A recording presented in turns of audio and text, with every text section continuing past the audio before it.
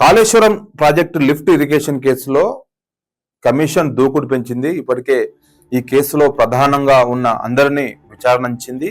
So recent గా ఈ నెల 6వ తారీఖు నాడు ఎంపీ ఈటల రాజేందర్ ను కూడా విచారించింది. దాదాపు గంట పాటు ఆయన ప్రశ్నించింది.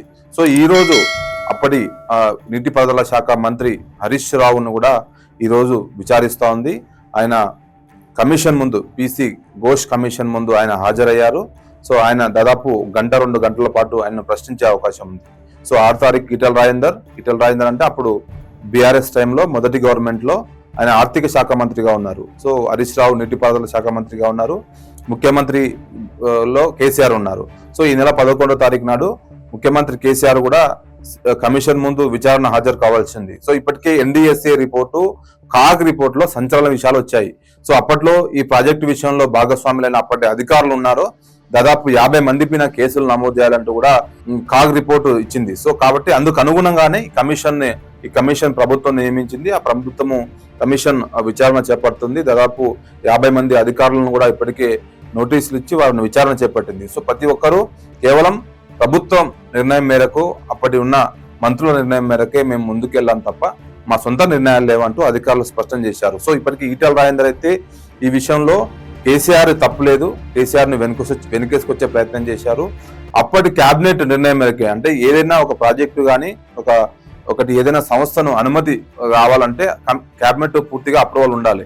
సో కాళేశ్వరం విషయంలో కూడా కేబినెట్ అప్రూవల్ తర్వాతనే ఈ కాళేశ్వరానికి అనుమతులు ఇచ్చాం, వాటికి సంబంధించిన పూర్తి అనుమతులు ఇచ్చామంటూ ఈటల రాజేందర్ కమిషన్ ముందు చెప్పారు. సో దీనిపైన అటు కాంగ్రెస్ నాయకులు అయితే ఈటల రాజేందర్ పై విమర్శలు చేస్తా ఉన్నారు.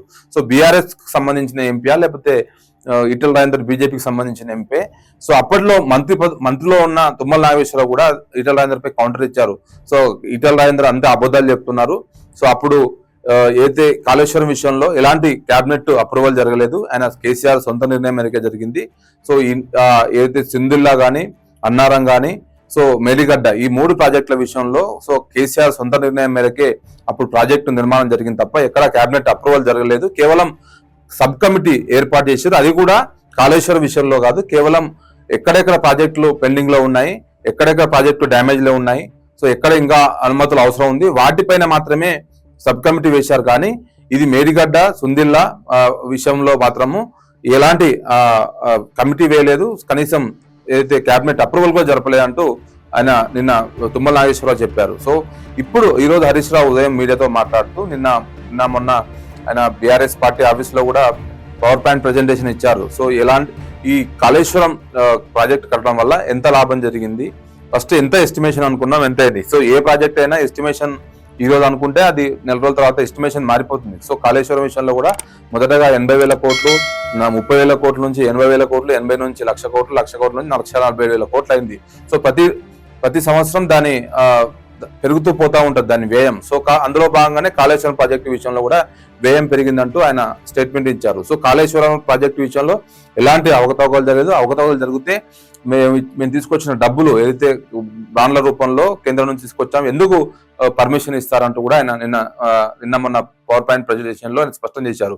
సో ఈ రోజు కూడా ఆయన వెళ్లే ముందు, ఏదైతే కమిషన్ విచారణకు వెళ్లే ముందు కూడా మీడియాతో మాట్లాడుతూ కొంతమంది కేటీఆర్ ని కలిశారు, కొంతమంది లీడర్లను కలిసి సో కమిషన్ కి పూర్తి స్థాయిలో సహకరిస్తాను, వాళ్ళు అడిగే ప్రతి ప్రశ్నకు సమాధానం ఇస్తాను, వాళ్ళు ప్రభుత్వంలో ఉన్నారు కాంగ్రెస్ పార్టీ కాబట్టి నా దగ్గర ఉన్న డాక్యుమెంట్స్, నా దగ్గర ఉన్న ఎవిడెన్స్, అప్పట్లో నీటిపారుదల శాఖ మంత్రిగా పూర్తిగా నేనే ప్రాజెక్టు చూసుకున్నాను కాబట్టి ఏదైనా బాధ్యత ఉంటే నేనే తీసుకుంటాను, సో ఖచ్చితంగా సహకరిస్తానని కూడా స్పష్టం చేశారు. సో ఇప్పుడు క్వశ్చన్ మార్క్ ఏంటంటే 11వ తారీఖు కేసీఆర్ వెళ్తారా లేదా అనేది మాత్రం ఒక క్వశ్చన్ మార్క్ ఉంది. సో ఇప్పటికే 3కి అయితే నోటీసులు ఇచ్చారు. అందులో భాగంగా ఈటల రాజేందర్ హాజరయ్యారు, ఈరోజు హరీష్ రావు హాజరయ్యారు.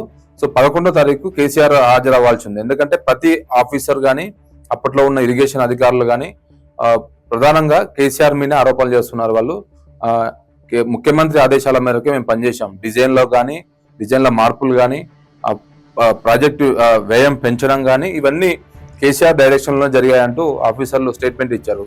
సో ఆ స్టేట్మెంట్ల ఆధారంగానే ఇప్పుడు ఈటల రాజేందర్ ని, హరీష్ రావుని రేపు ఒకవేళ మాజీ ముఖ్యమంత్రి కేసీఆర్ హాజరవుతే మాత్రం ఆయనను కూడా విచారించే అవకాశం ఉంది. సో ఇప్పటికీ ఈ కేసులో చాలా మంది ఆఫీసర్ల పైన అలిగేషన్స్ ఉన్నాయి. ఎన్డీఎస్ఏ రిపోర్ట్ అయితే సంచలనంగా మారింది. సో దాదాపు 50 మంది మీద కేసులు కూడా పెట్టాలని చెప్పింది. కాగ్ రిపోర్ట్ లో కూడా అదే చెప్పింది. ఖచ్చితంగా 50 మంది విన కేసులు పెట్టాలి, వారు అరెస్ట్ చేయాలంటూ కూడా స్పష్టం చేసింది. సో దీని వెనుక పెద్ద కుంభకోణం జరిగిందంటూ ఇప్పటికే కాంగ్రెస్ పార్టీ, బీజేపీ నాయకులు విమర్శిస్తున్నారు. మరి దీనిపైన కమిషన్ పూర్తి స్థాయిలో విచారించిన తర్వాత, ఇందులో లోతైన అధ్యయనం చేసిన తర్వాత ఎవరి తప్పు ఉంది, ఎంత నష్టం జరిగింది, అసలు ఈ బ్యారేజీ పగుళ్ళు ఎందుకు వచ్చాయి, నాణ్యత లోపమా, లేకపోతే ప్రాజెక్టు కట్టడంలో విఫలమయ్యారా, కాంట్రాక్టులు విఫలమయ్యారా, లేకపోతే కాంట్రాక్ట్ సంస్థ తప్ప, డిజైన్ల లోపం తప్ప, ఇవన్నీ కమిషన్ విచారించిన తర్వాత మనకు తెలిసే అవకాశం ఉంది.